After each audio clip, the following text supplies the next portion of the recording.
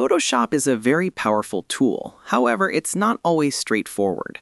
So let's say we wanted to add a butterfly sticker to this photo. We go to File, then Place Embedded, select our butterfly PNG, and we've got our image placed on the canvas. But the problem is we need to crop or edit this butterfly separately.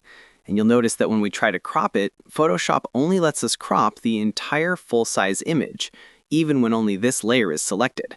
So in this tutorial, I will show you how to crop an embedded image in Adobe Photoshop. First, what we want to do is go over to the butterfly layer on the right.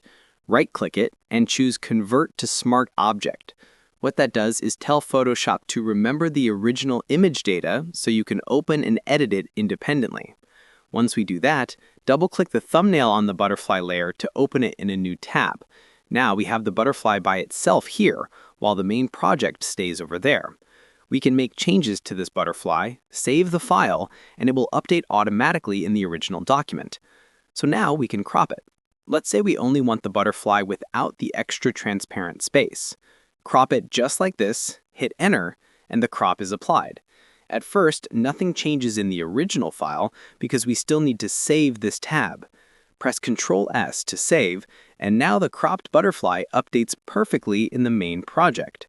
If we want to remove the background or clean up the edges on the butterfly, we can use the Magic Eraser tool. Photoshop will ask you to rasterize it first, and that's completely fine.